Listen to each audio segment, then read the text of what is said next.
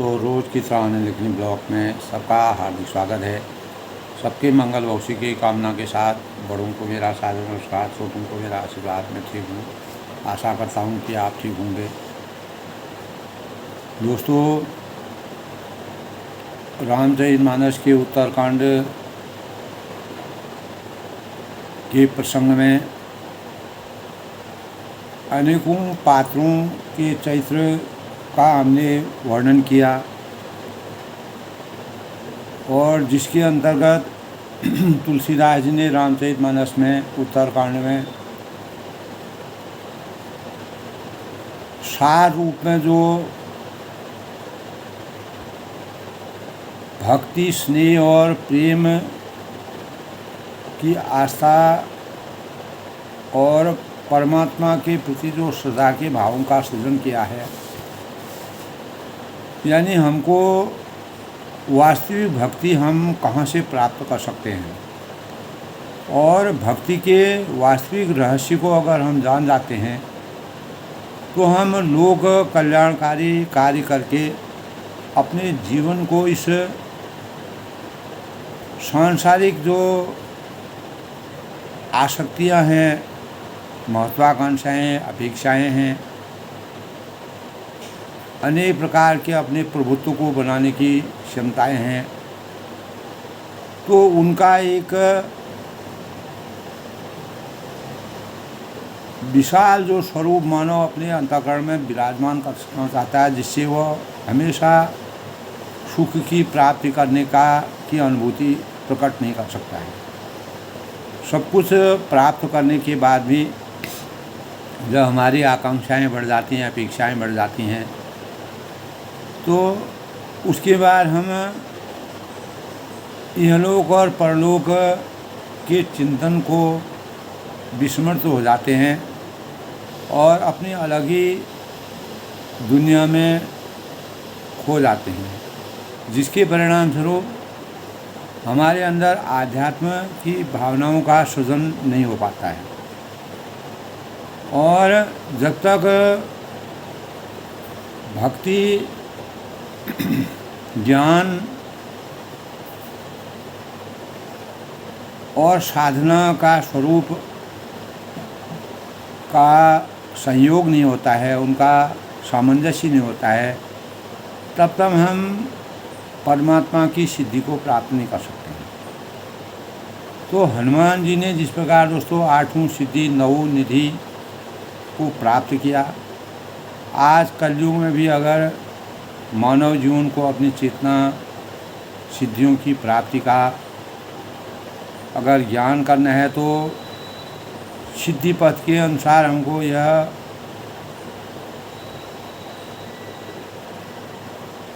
बताया गया है कि हनुमान जी की आराधना करने से और उनके अंतर मन में जो भक्ति भावना, हनुमान ते ही परसा कर पुनि कीन प्रणाम, राम काज कीने बिना मोहि कहाँ विश्राम।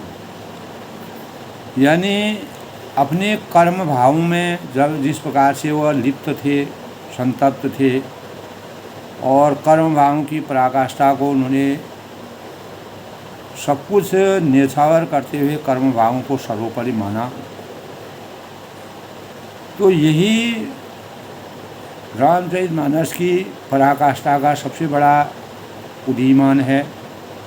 और मर्यादा पुरुषोत्तम भगवान रामचंद्र जी ने भी अपने जीवन में दोस्तों तुलसीदास ने इस प्रकार का चरित्र चित्रण किया है कि उन्होंने सांसारिक मोह माया को त्याग कर और अपने जीवन में सब कुछ न्यौछावर कर वन के राज्य को वन में जाकर के अनेक प्रकार की रचनाओं, लीलाओं करना और मानव चेतना को जगाने का जिन भावों का तुलसीदास ने उनके चरित्र से वर्णन किया है, तो रामचरितमानस में दोस्तों सबसे आदर्श चरित्र मर्यादा पुरुषोत्तम भगवान राम जी का ही चित्रित किया गया है। जब 16वीं सदी में जब तुलसीदास ने रामचरितमानस की रचना की तो उन्होंने एक भक्त के रूप में, यानी उन्होंने सखा भाव से भक्ति नहीं की, उन्होंने स्वामी भाव से भक्ति की और आराध्य के रूप में भगवान को माना। तो यहीं से जो है तुलसीदास जी के अंतःकरण में प्रेम का स्वरूप उत्पन्न हुआ। तो प्रेम दोस्तों हमारे जीवन में अनेकों तरह से जागृत होता है। एक प्रेम तुलसीदास जी का था जब वह गृहस्थाश्रम में व्यस्त थे, और गृहस्थाश्रम में व्यस्त होने के बाद उनको सांसारिक जीवन की वास्तविकता का ज्ञान नहीं था। लेकिन हमारे जीवन में दोस्तों अनेक प्रकार के इस प्रकार के विकल्प आते हैं जो एक सामान्य आम आदमी को भी चरित्रवान और ज्ञानी और आदर्शता की सूची में रख जाता है। तो तुलसीदास जी के जीवन वृत्तांत में दोस्तों एक वृत्तांत यह भी है कि उनको अपनी धर्मपत्नी के द्वारा ज्ञान की पराकाष्ठा का उदय उनके अंतःकरण में हुआ। जब वह अपने गृहस्थाश्रम का जीवन यापन कर रहे थे, तब एक बार हमेशा वह मतलब अपने प्रेम भावों में, सांसारिक प्रेम भावों में लिप्त थे। तब उनकी पत्नी ने कहा, अस्ति चरण मम देहमय और तामे ऐसी प्रीत, ऐसी जो श्री राम पर हुए ही नहीं भोग। तो सांसारिक मोहमाया से परित्याग करने के लिए सामान्य रूप से कही हुई बात जो है उनके जीवन में एक प्रेरणा के स्वरूप में अवतरित हो गई, जिसके परिणाम स्वरूप वही प्रेम उनको परमात्मा के प्रति जागृत हो गया, और जिसके परिणाम से उन्होंने अनेकों ग्रंथों का निर्माण किया, परमात्मा की आसक्ति प्राप्त होगी और परमात्मा के ऊपर उनका ध्यान केंद्रित हो गया, यानी उनका हृदय परिवर्तन हो गया। तो दोस्तों अगर हमारे जीवन में अगर हमारा हृदय परिवर्तन होता है तो प्रेरणा हमको कहीं से भी हमको मिल सकती है, एक बच्चे से मिल सकती है, किसी भी स्रोत से मिल सकती है। तो इसी प्रकार तुलसीदास जी को प्रेरणा मिली, जिससे उन्होंने पूरा गृहस्थाश्रम त्याग करके परमात्मा की भक्ति में लीन हुए, और परमात्मा की भक्ति के परिणाम स्वरूप उन्होंने रामचरितमानस, जो कि आज पूरे विश्व में प्रसिद्ध ग्रंथ रामचरितमानस है, उसकी रचना करने में वो समर्थवान हुए।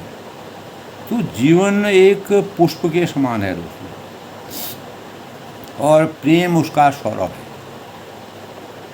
क्योंकि वास्तव में प्रियतम को सुख पहुंचाने की चेष्टा अगर हम परमात्मा को सुख पहुंचाने की चेष्टा अगर अपने अंतःकरण में व्याप्त करते हैं तो स्वयं सुख पाने की लालसा, काम का लक्ष्य आत्म तृप्ति है और प्रेम का आत्म विस्मृति है। तो जिस प्रकार विवाहित स्त्री पुरुष का परस्पर प्रेम स्वकीय भाव और यानी जार स्त्री पुरुष का प्रेम संबंध परकीय भाव है, लौकिक प्रेम में इंद्रिय सुख की प्रधानता वश परकीय यानी भाव घृणित माना गया, जबकि भगवत प्रेम में स्वकीय भाव की अपेक्षा अधिक श्रेष्ठ। देवर्षि नारद ने भी दोस्तों प्रेम को गुण रहित, काम रहित और प्रतिक्षण बढ़ने वाला, कभी न टूटने वाला अत्यंत सूक्ष्म और अनुभव स्वरूप बताया।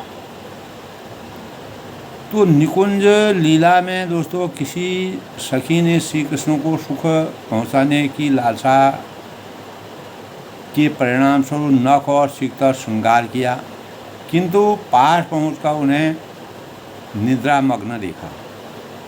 तो श्री कृष्ण भगवान जो है वह निद्रा में मग्न हो गए। तो तब हाथ में धारण किए हुए कमल पुष्प को हिलाकर पराकण झाड़ने लगी, ताकि नेत्रों पर गिरते उसकी दृष्टि उनके श्रृंगार पर पड़ जाए। तभी श्री राधा ने उसे रोक कर कहा कि सखी, तुम्हारा श्याम सुंदर को सुख पहुंचाने का जो मनोभाव अत्यंत मधुर है, किंतु अपने सुख के लिए उनके निद्रा सुख में विघ्न डालना यह उचित नहीं। तो प्रेम का अर्थ दोस्तों अपनी प्रसन्नता को प्रियतम की प्रसन्नता में लीन कर लेना, प्रेमास्पद का हित एवं सुख की प्रेम की अभीष्ट, सुख ही प्रेम की अभीष्टता है। त्याग ही प्रेम का आधार है और आत्म विसर्जन मूल मंत्र है। तो संपूर्ण जगत दोस्तों प्रियतम भासने लगता है। सांसारिक प्रेम को दिव्य भगवान प्रेम में परिणत कर दिया जाए तभी जीवन की सार्थकता। और प्राणधार प्रभु अपनी कृपाचार्य से हमारे अंतर्मन में स्थित कामाग्नि को बुझाकर कब प्रेम सुधा रस का पान कराएंगे। तो यही भाव जो है दोस्तों कागभूषण जी के अंतःकरण में व्याप्त है।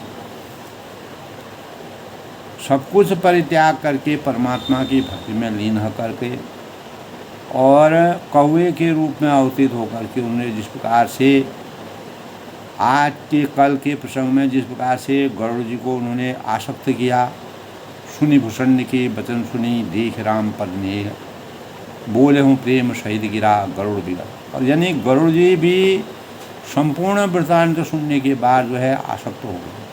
तब उन्होंने कहा भूषण जी के जो मंगलमय मधुमय प्रेममय जो वचन हैं, यानी प्रेम के भावों का परमात्मा के प्रति आसक्ति से कागभूषण जी ने जिस प्रकार से स्वयं को परमात्मा के अधीन पूर्ण रूप से परमात्मा में विरक्ति के भावों का वर्णन किया, वही भाव गरुड़ जी के अंतःकरण में उन्होंने समाहित किए।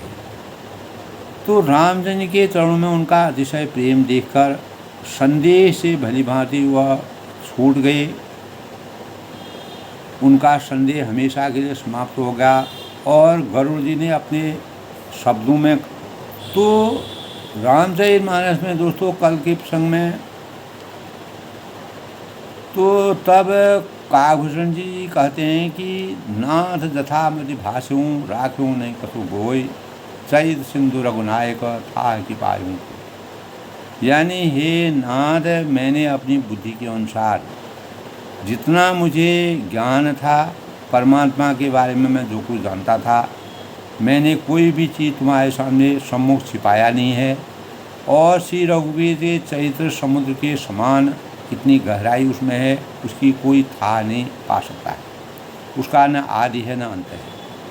तो श्री रामचंद्र जी के बहुत से गुण समूह का स्मरण करके सुजान भूषण जी जो है बार बार हर्षित हो रहे हैं और जिनकी महिमा वेदों में नेति नेति करके कहकर गाई जाती है और जिनका बल प्रताप और जो प्रभुत्व है सामर्थ्य है अतुलनीय है। तो जिन रघुनाथ जी के चरण शिव जी और ब्रह्मा जी हमेशा पूजा करते हैं, शिव अज पूज्य चरण रघुराई, मुँह पर कृपा परम मधुराई।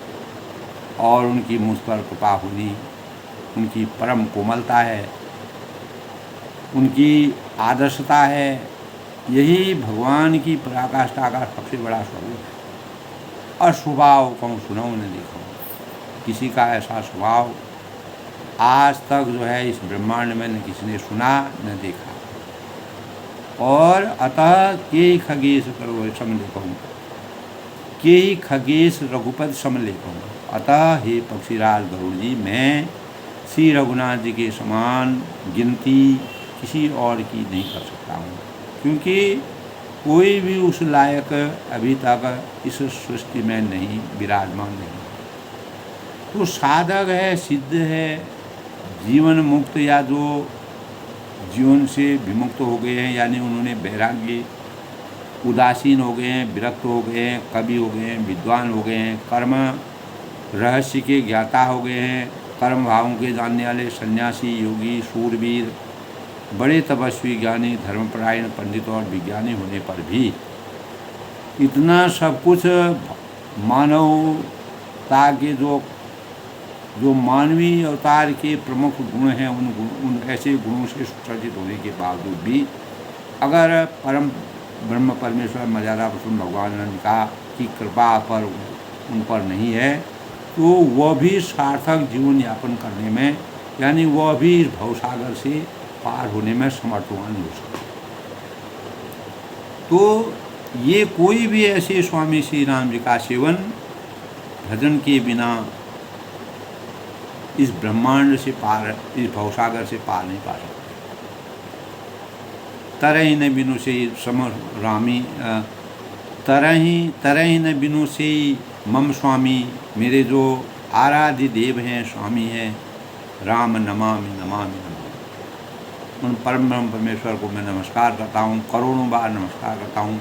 शरण गए मोर से अग्रासी, और उन्हीं रामचंद्र जी ने जिस कौवे के अवतरण को देख करके उनके गुरु ने भी उनको श्राप दे करके उनको हमेशा के लिए कौवे के जीवन में यापन, अपने जीवन में हमेशा कौवे का जीवन देने के लिए श्राप दिया, वही गुरु वास्तव में बाद में पश्चाताप करते हैं। तब मर्यादा पुरुषोत्तम भगवान रामचंद्र जी आकाशवाणी होती है कि काकभूषणी जी मेरे परम भक्त हैं और वह मेरे सानिध्य में हैं, उनको इस प्रकार का श्राप नहीं देना। तब भगवान शिव ने उनको इच्छा मृत्यु का वरदान दिया। तो उन अविनाशी श्री राम जी को मैं नमस्कार करता हूँ, काकभूषणी करती हूँ। जास नाम बहु भेषज हरण हो त्रैशूल, सो कृपाल मोहि तो करो सदा रहूँ। तो वह भगवान जो है जिनका आशीर्वचन मुझे हमेशा के लिए प्राप्त है, जिनका नाम जन्म मरण रूपी रोग की सबसे बड़ी औषधि है, और तीनों भयंकर जो पीड़ाएं हमारे जीवन में होती हैं, मानव जीवन में दैहिक भौतिक तापों से, तो जो वह आदि दैविक और आदि भौतिक और आध्यात्मिक दुख हैं, उनको हरने वाली उनकी कृपा है। हे कृपाल श्री राम जी मुझ पर अपार सदा प्रसन्न रहे। तो तब हरि सुने, तब काकभूषणी जी के मंगलमय, मधुरमय, करुणामय और स्नेह रूपी भक्ति के भावों को सुन करके रामचंद्र के चरणों में उनका जो अपार श्रद्धा और भक्ति के भावों से पूरे ब्रह्मांड का ज्ञान जिनको था, शंकर जी भी जिनके सत्संग को सुनने के लिए हंस के रूप में अवतरित हुए, ब्रह्मा विष्णु महेश सब आए और नारद आए, अनेक प्रकार के ऋषियों ने उनके सानिध्य में काकभूषणी ने जब सत्संग दिया, उसमें किसी न किसी रूप में अवतरित हो गई, क्योंकि परमात्मा का पूर्ण आशीर्वाद था। तो आठों सिद्धि नौ निधि की प्राप्ति जब हो जाती है, तो अतिशय प्रेम देकर संदेह भली भांति पूर्ण रूप से इस जीवन में छूट जाते हैं। यही भाव गरुड़ जी के अंतःकरण में हुए, जो पक्षीराज गरुड़ जी थे, और काकभूषणी ने गरुड़ जी का बड़ा ही सम्मान किया, आदर किया, और उनको अपने प्रेम भावों से बिना किसी छुपाव के, बिना किसी रहस्य, सभी मर्मों का, रहस्यों का पूर्ण रूप से वृतांत कहा। तब गरुड़ जी प्रेम के वचन बोलते हैं। तो दोस्तों, उससे पहले आज के पंचांग की बात करते हैं। दोस्तों, आज का पंचांग, आज 24 अक्टूबर 2024 दिन गुरुवार, कार्तिक माह के कृष्ण पक्ष की अष्टमी तिथि है। दोस्तों, आज अहोई अष्टमी तिथि का व्रत किया जाता है, पूजा की जाती है। इस दिन अहोई अष्टमी त्यौहार के रूप में मनाया जाता है, और इस दिन गुरु पुष्य नक्षत्र का शुभ संयोग है, और चंद्रमा कर्क राशि में रात दिन विचरण करेंगे, और गुरु पुष्य नक्षत्र योग है, और आज की अगर अभिजीत मुहूर्त की बात करते हैं तो शुभ मुहूर्त की बात करते हैं तो 11:48 से 12:33 तक अभिजीत मुहूर्त है। इसमें सभी प्रकार के किसी भी नए कार्य की शुरुआत हम कर सकते हैं। आज का अमृतकाल दोस्तों 12:52 से 2:34 तक, ब्रह्म मुहूर्त 4:56 से 5:44 तक। आज राहु काल 1:29 से 2:54 तक। सूर्योदय आज का दोस्तों 6:28 पर होगा, सूर्यास्त 5:41 तक। तो आज दोस्तों अहोई अष्टमी के अवसर पर शुभ कार्य की बेहद उत्तम दिन माना गया है। खरीदारी के और शुभ कार्यों को करने के लिए अहोई माता की पूजा की जाती है और अमृत व सर्वार्थ सिद्धियों का संयोग है। इस प्रकार से आज के शुभ पंचांग का संयोग तो गुरुवार का दिन है और गुरुवार गुरु ब्रह्मा गुरु विष्णु गुरुदेव महेश्वर गुरु साक्षात परब्रह्म तस्मै श्री गुरुवे नमः। गुरु गोविंद दोनों खड़े काके लागू पाए, बलिहारी गुरु आपने गोविंद दियो बताए। तो गुरुवार की प्रकृति दोस्तों क्षिप्र होती है और ब्रह्मा और बृहस्पति का दिन यह माना गया है। सरस्वती माता का दिन है और सरस्वती जिसके अंतःकरण में विराजमान हो जाती है वह विद्या से परिपूर्ण हो जाता है। सरस्वती भंडार की यही अपूर्व बात, ज्यों ज्यों खर्चे त्यों बढ़े, बिन खर्चे घट जाए। तो सरस्वती माँ का अगर आशीर्वाद हमारे जीवन में बरसता है तो हम हमारे अंतःकरण में विद्या बुद्धि विवेक और सद्कार्य और सद्भावों की संरचना का प्रादुर्भाव हो जाता है, उदय हो जाता है। और आज दोस्तों धनु और मीन राशि के स्वामी गुरु और सूर्य मंगल चंद्र मित्र ग्रह हैं और शुक्र व बुध शत्रु ग्रह माने गए हैं और शनि व राहु सम ग्रह हैं। तो 9 ग्रहों में बृहस्पति को सबसे बड़ी उपाधि दी गई है। भगवान विष्णु को समर्पित यह दिन भगवान विष्णु की पूजा करने का विधान है। माँ लक्ष्मी और बृहस्पति देव की पूजा होती है और जो भी जातक सही भावों से बृहस्पति देव की पूजा करते हैं वे अनेक प्रकार की मुश्किलों से बचते हैं। और गुरुवार की दिशा दोस्तों ईशान होती है और भगवानों का वास ईशान दिशा में माना गया है। इस दिन धार्मिक और मंगल कार्यों को करने से भगवान विष्णु व बृहस्पति देव की कृपा बरसती है और यह दिन काफ़ी लाभकारी माना जाता है। गुरु की उपासना करा। गुरु शंकराचार्य ने भी दोस्तों गुरु का अर्थ अंधकार से अज्ञान रूपी अंधकार से ज्ञान रूपी प्रकाश का सृजन करना है।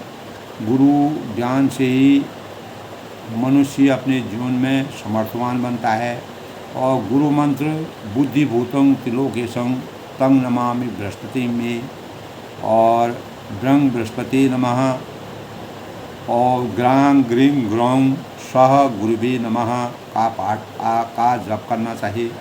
ओम गुरु मंत्र के से अमंगल भी मंगल में परिवर्तित हो जाते हैं और सभी मंत्रों में दोस्तों गुरु मंत्र नमस्कार जो है सबसे बड़ा गुरु मंत्र माना गया है। ओम ग्रां ग्रीं ग्रौं गुरुवे नमः। तो साधक के जीवन में श्रद्धा, गुरु मंत्र में विश्वास और श्रद्धा के भावों का संचार होता है और जीवन निर्मल बनता है। और इस दिन दोस्तों पीले वस्त्र पहनने चाहिए। पीले फल फूलों से भगवान विष्णु की पूजा करने का वृत्तांत है। गुरुवार आध्यात्मिक उन्नति और समृद्धि का द्योतक माना गया है।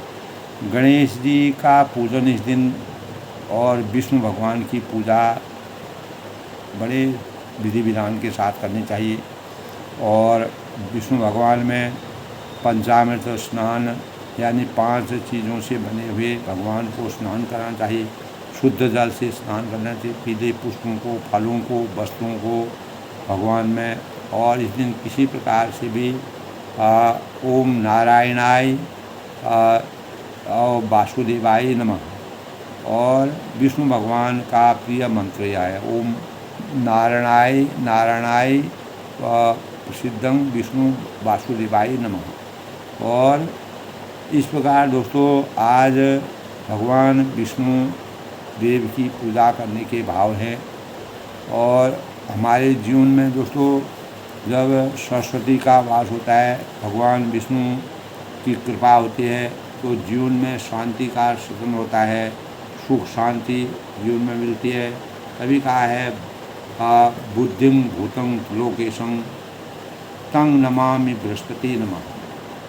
तो इस प्रकार गुरु बार जो है सभी बारों का राजा माना गया है और गुरु से ही हमें अपने जीवन में सामर्थ्य प्राप्त होती है, हम सामर्थ्यवान बनते हैं और हमें ज्ञान, भक्ति और स्नेह की भावना और परमात्मा के भावों को परमात्मा से जोड़ने का कार्य गुरु के सानिध्य से ही होता है। मर्यादा पुरुषोत्तम भगवान रामचंद्र जी गुरु के सानिध्य से अपने जीवन में अनेक प्रकार की शस्त्र अस्त्र विद्याएँ सीखी, जिसके परिणाम स्वरूप वह अनेक प्रकार के राक्षसों का वध करने में समर्थवान हुए। और इस प्रकार उनको ज्ञान से वह पूर्ण रूप से बचपन से संचित हो गए थे। तो अज्ञान रूपी अंधकार से ज्ञान रूपी प्रकाश की ओर का मार्ग हमको गुरु की कृपा से ही मिलता है। तो दोस्तों रामचरितमानस के उत्तरकांड में जब काकभूषण जी ने अपने सभी प्रेम और स्नेह और परमात्मा की भक्ति के स्वरूप का पूरा विस्तार गरुड़ जी को सुनाया। उत्तरकांड का दोस्तों लगभग मतलब सार इसमें है और जिसमें काकभूषण जी और गरुड़ जी के चरित्र का वृत्तांत किया गया है। मर्यादा पुरुषोत्तम भगवान रामचंद्र ने पक्षियों से मानव जीवन को प्रेरणा प्राप्त करने के लिए तुलसीदास जी ने इस रहस्य को मानव जीवन के आगे रखा और तब काकभूषण जी मंगलमयी जो वचन उन्होंने कहे उसको सुन कर के मर्यादा पुरुषोत्तम भगवान राम के चरणों में जो उनका अतिशय प्रेम था, उस प्रेम को देख कर के गरुड़ जी का जो संदेह होता है, तुलसीदास जी ने इस प्रकार का हृदयस्पर्शी वर्णन किया है। जो संदेह होता है वो भली भांति उनका हमेशा के लिए वह संदेह छूट जाते हैं, समाप्त हो जाते हैं। और गरुड़ जी प्रेम सहित वचन क्या बोलते हैं, तो मैं कृत भयों तब मानी, सुनि रघुवीर भगत रसानी, राम चरण नूतन रत भई, माया जनित सब। अब जो है जब पूरा रहस्य और गरुड़ जी द्वारा पूछे गए 7वें प्रश्न का उत्तर और गरुड़ जी के अंतःकरण में जिस प्रकार का भी कोई भी विस्मय और संदेह रहता था, उनका पूरा निदान करते हुए काकभूषण जी ने अपने पूरा वर्णन राम भक्ति, क्योंकि उनको परमात्मा की आसक्ति प्राप्त हो गई, तब गरुड़ जी कहते हैं कि मैं कृत भयों तब वाणी। रघुवीर के भक्ति रस में सनी हुई जो बात आपने कही, आपकी जो अमृतमयी जो वाणी है उसको सुनकर मैं, तो वाणी एक अमोल है, जो कोई बोले जान, ये तरह जो तोल के तब मुँह बाहर। तो वाणी का रहस्य जो है, जब परमात्मा का हमारे जीवन में वास हो जाता है, परमात्मा की कृपा हो जाती है, तो हमारी वाणी में भी मधु की तरह रस बरसता है। और इसी प्रकार रघुनाथ जी की भक्ति रस में सनी हुई जो काकभूषण जी की वाणी थी, उसको सुनकर गरुड़ जी कृतकृत्य हो गई, धन्य हो गई हमेशा के लिए। और सुनि रघुवीर भगत रसानी, श्री रामचंद्र के चरणों में मेरी नवीन प्रीति हो गई। राम चरण नूतन रत भई, यानी परमात्मा के चरणों में मेरी अब पुनः नई भक्ति का नई प्रीति का संचार हो गया है। माया जननी दिव्य सब गई और इस सांसारिक मोह माया के जो बंधनों में मैं लिप्त था, जो मेरे अंतःकरण में माया उत्पन्न होती थी, सारी विपत्तियाँ, माया रूपी विपत्तियाँ जो है मेरी हमेशा के लिए परमात्मा का आशीर्वचन आपकी कृपा से और आपकी दया से मैं हमेशा के लिए धन्य हो गया। मोह जलधि वो पोहित तुम भये, मोह कहना विविध सुख दये, मोह पही हो न प्रति उपकारा, बंदऊँ तव पद बार ही बारा। तब वह कहते हैं कि मोह रूपी समुद्र में डूबते हुए, यानी मेरा जीवन पूरा मोह रूपी समुद्र से व्याप्त हो गया था, तो आप मेरे लिए जहाज हुए जिसने उस मोह रूपी समुद्र से मुझे पार किया। और मोह का नाथ विविध सुख दे, और हे नाथ आपने मुझे बहुत प्रकार से सुख, परम सुख की प्राप्ति का आशीर्वाद दिया। और परमात्मा की भक्ति को जिस प्रकार से आपने बिना किसी मर्म के रहस्य के छुपाए हुए आपने संपूर्ण वृत्तांत मुझे क्या, मेरा अज्ञान रूपी अंधकार हमेशा के लिए समाप्त हो गया है। मोह पय हो न प्रति उपकारा, मुझसे इसका प्रति उपकार, यानी इसके बदले में मैं आपका कैसे उपकार करूं, कैसे मैं आपका ऋण का चुकता करूं, आपके ऋण से मैं उऋण हूँ। बंदऊँ तव पद बार ही बारा, तो मैं आपने जो ये उपकार मेरे लिए किया है, इसको मैं कभी भी इसका बदला नहीं चुका सकता हूँ। और बंदऊँ तव पद बार ही बारा, केवल मैं एक ही चीज़ कर सकता हूँ कि हमेशा के लिए आपके चरणों में बार बार वंदना करता हूँ।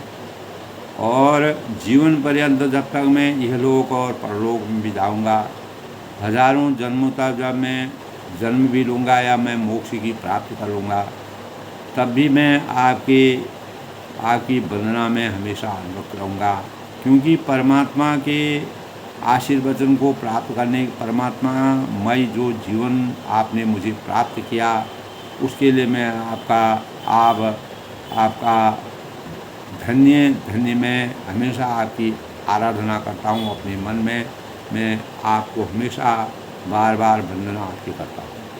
पूर्ण काम राम अनुरागी, आप पूर्ण काम हैं और श्री राम के प्रेमी हैं। तो परमात्मा के नज़दीक जो परमात्मा की भक्ति में ब्रह्म में लीन हो जाते हैं, तो वह पूर्ण काम हो जाते हैं। उनके कोई भी काम इस संसार में रुकते नहीं। तुम समतार न को बड़ भागी, तब वह कहते हैं कि जिनको परमात्मा की इस प्रकार की भक्ति का आशीर्वाद मिला है, इससे बढ़कर भागी इस संसार में कौन हो सकता है? कोई नहीं हो सकता है। संत, वृक्ष, नदी, पर्वत और पृथ्वी, इन सब की कृपा पराये हित के लिए ही होती है। जो संत होते हैं, जो वृक्ष होते हैं, पेड़ जो होते हैं, वह दूसरों की भलाई के लिए संसार में, सृष्टि में वृक्षों का अवतरण होता है। नदी होती है तो वह सबको जल देती है। पर्वत होते हैं, उनसे हमें अनेक प्रकार की खनिज पदार्थ मिलते हैं। पृथ्वी, धरती में अनेक प्रकार की चीज़ें पैदा होती हैं जो केवल मानव कल्याण के लिए। इसीलिए इन सूर्य हैं जो हमेशा रोशनी देते हैं। निष्काम और निस्वार्थ भाव से काम करने वाले सज्जन होते हैं, जिनको किसी प्रकार का स्वहित जिनके अंतर मन में नहीं होता है। वृक्ष जो है कभी भी अपने वृक्ष कबहु न फल बकै, नदी न संचय नीर, परमारथ के कारणे साधुन धरा सब। वृक्ष कबहु नहीं फल भकै, नदी न संचय नीर। पेड़ अपने फल को कभी भी नहीं खाता है। नदी न संचय नीर, और नदी जो है अपने जल को कभी अपने लिए संचय नहीं करती है। परमारथ के कारणे, इस संसार में लोक कल्याण के लिए, मानव कल्याण के लिए जिस प्रकार मर्यादा पुरुषोत्तम भगवान राम ने 14 साल का वनवास लिया, अनेक प्रकार की कठिनताओं, विषमताओं और चुनौतियों में अपना जीवन यापन किया, लेकिन किसी को क्षण मात्र भी एहसास नहीं होने, कभी वह परेशान नहीं हुए, किसी प्रकार की परेशानी वेदना की बातें उन्होंने नहीं की। अपने सामर्थ्य से उन्होंने सब कुछ सहन करने की उनके अंदर शक्ति थी, क्योंकि वह समुद्र के समान धीर थे।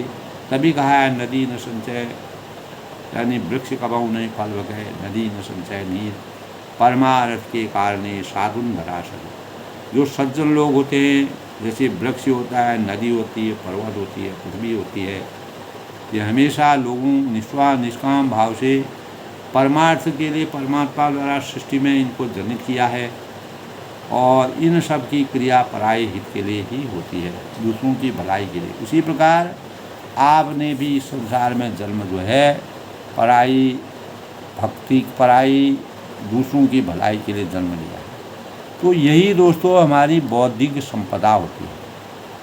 तो नियति एक अबूझ पहेली है, इसके गर्भ में क्या छिपा है ये हम नहीं जान सकते, इसे जानने का मार्ग किसी को भी मालूम नहीं।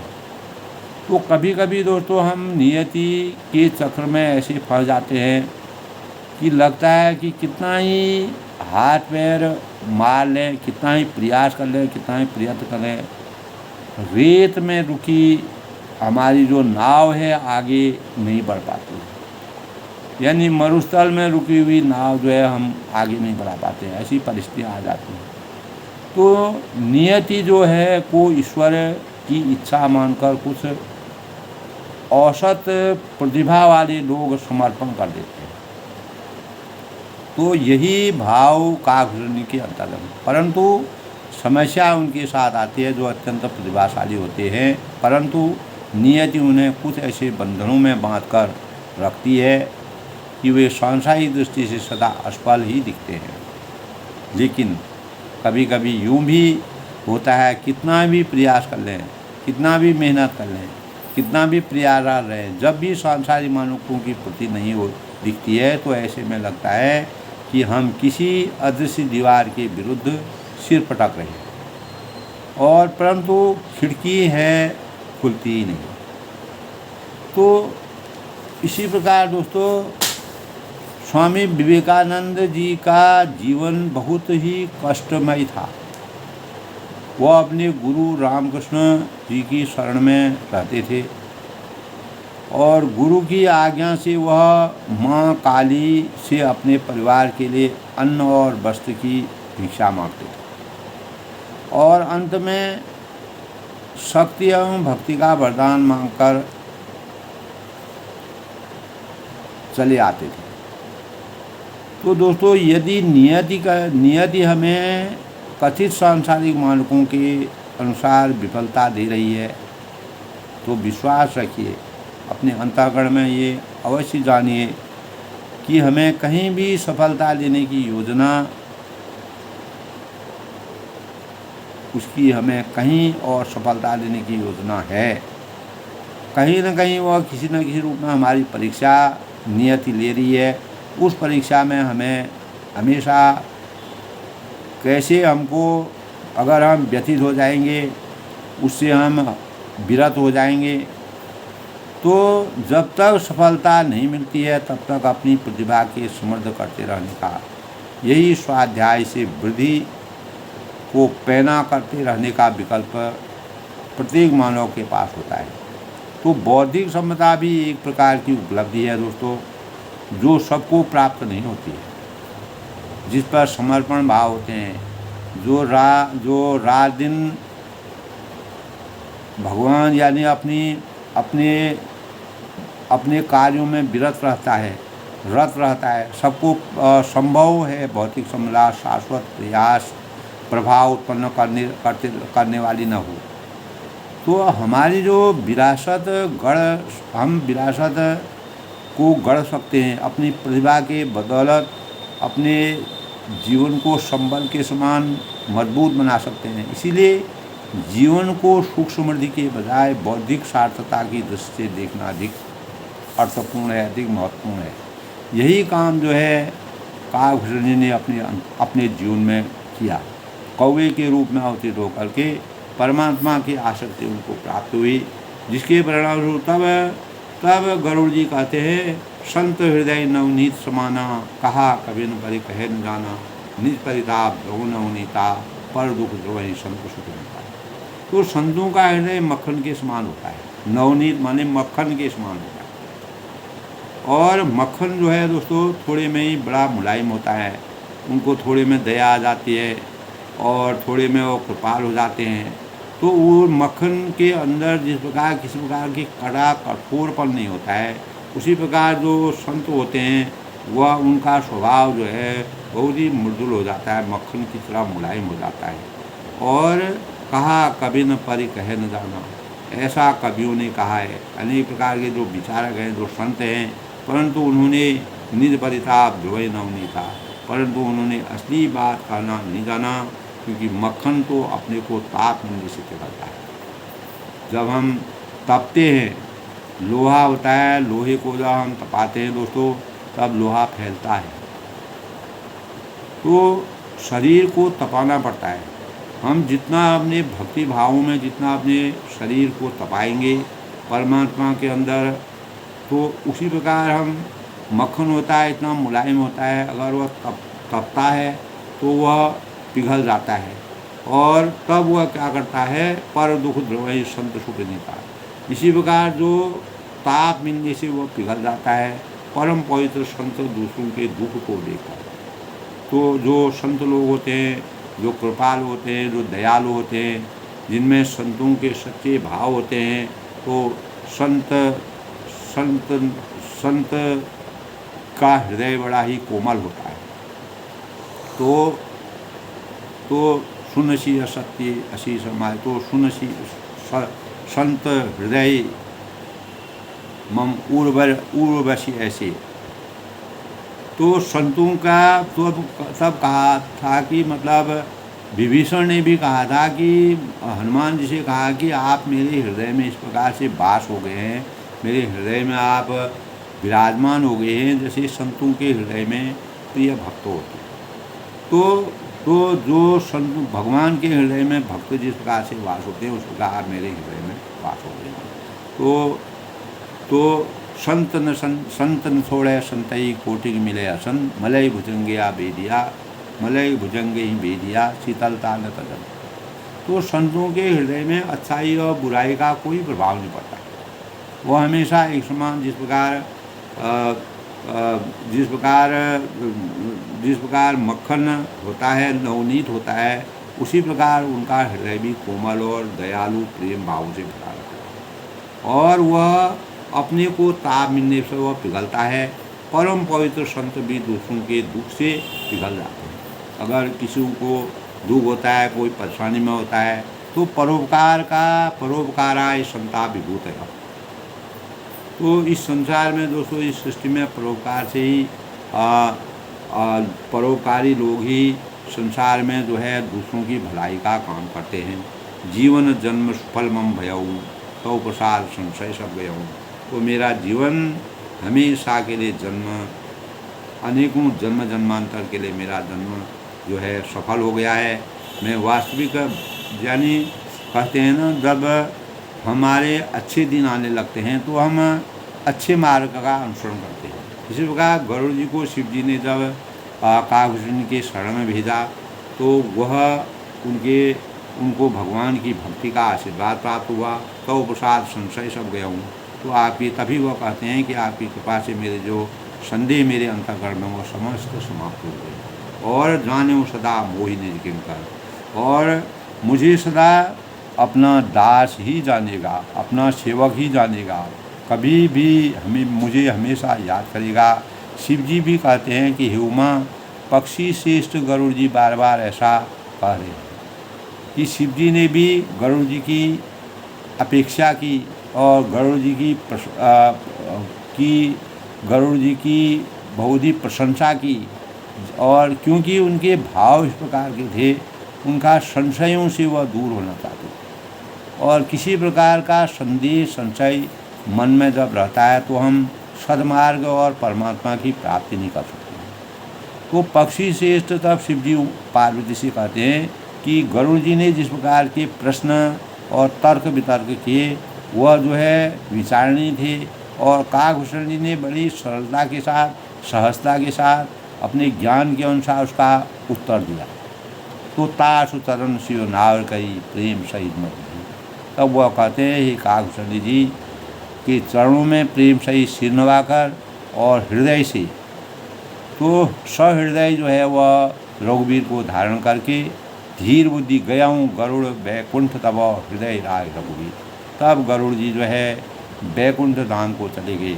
हमेशा के लिए उनको मोक्ष की प्राप्ति होगी, परमात्मा का आशीर्वाद प्राप्त हो गया। सही रास्ते पर हम विचरण करते हैं, हम सही रास्ते का अनुसरण करते हैं तो संतों का सानिध्य हमको मिलता है। सही संतों के आशीर्वाद से हमारा जीवन धन्य होता है। हम अज्ञान रूपी अंधकार से ज्ञान रूपी प्रकाश की तरफ जाते हैं। वही हमारा लक्ष्य होता है और वही हमारी सफलता का सबसे बड़ा सूत्र होता है। परमात्मा की भक्ति में लीन होना, ब्रह्म में लीन होना, वही मानव जीवन का अंतिम लक्ष्य होता है। तो गिरजा संत समागमो समन लाभ कथुआन। तब कहते हैं कि गिरजे संत समागम के समान दूसरा कोई लाभ इस संसार में नहीं। संतों के सानिध्य में जाना, संतों के साथ रहना, संतों की वाणी सुनना, इससे बड़ा और सुख हमारे जीवन का कोई नहीं हो सकता है। क्योंकि बिनु हरि कृपा न होई सो गावहि वेद। वेदों में, पुराणों में संत समागम श्री हरि की कृपा से के बिना नहीं मिलता है। जिसको परमात्मा का आशीर्वाद होगा, परमात्मा की कृपा होगी, जिस पर परमात्मा प्रसन्न होंगे और जिसके अंतर्मन में परमात्मा की प्राप्ति के भावों का संचार होगा, वह ऐसा वेद और पुराण गाते हैं कि उन्हीं को संत समागम और श्री हरि की कृपा प्राप्त होती है। तब वह कहते हैं हे गिरजे संत समागम के समान। तब वह कहते हैं कि मतलब शिवजी पार्वती से कहते हैं कि संतों के समागम के समान दूसरा कोई लाभ इस संसार में नहीं। अगर हम कोई संसार के भवसागर से तृप्ति लेनी है तो संतों के सानिध्य से, जो सज्जन होते हैं और उनके सानिध्य से हमको सही मार्ग का अवसर होता है, परमात्मा की प्राप्ति होती है। हम भवसागर के मोह माया से लिप्त होकर दूर होते हैं और भव बंधनों से हमेशा हमको मुक्ति मिलती है। पर वह संत समागम श्री हरि की जब तक परमात्मा का आशीर्वाद नहीं होता है तब तक हम उस रास्ते को नहीं जा सकते। इसलिए गरुड़ जी जो है भगवान शिव को मिले, शिव जी ने उनको अपने सानिध्य में, शिव जी को सब कुछ मालूम था, लेकिन काकभूषण जी के जीवन में जो राम मर्यादा का पूर्ण स्वरूप आच्छादित था उसका विस्तार से उन्होंने जो वर्णन किया, वही ज्ञान गरुड़ जी के अंतःकरण में आया। और ऐसा वेद और पुराण हमारे आध्यात्म जो वेद और पुराणों की समीक्षा है, नीति है, वह यही कहते हैं।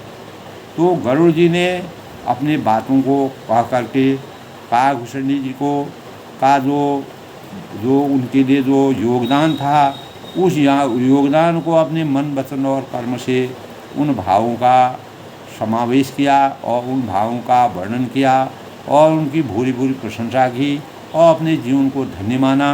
तब उन्होंने उनके चरणों में प्रेम सहित सिर नवाकर हृदय से श्री रघुनाथ जी को धारण करके धीर बुद्धि गरुड़ जी बैकुंठ धाम को चले गए।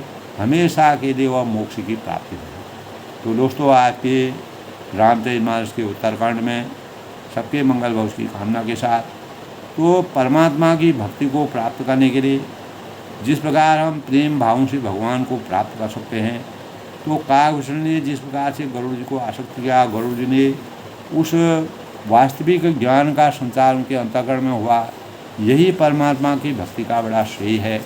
तो दोस्तों, हमें भी अपने जीवन में पूर्ण निष्ठावान, श्रद्धावान, भाववान और आचरणवान और आदर्शवान, मर्यादावान और संस्कारवान होकर के परमात्मा की भक्ति में लीन होकर के इस भवसागर के अनेक प्रकार के बंधनों से मुक्त होकर अपने जीवन को सार्थक बनाने के लिए सार्थक बनाने का मार्ग प्रशस्त करना चाहिए। यही प्रेरणा आज के रामचरितमानस के उत्तरकांड से हमको काकभूषण जी और गरुड़ जी के चरित्र से प्राप्त होती है।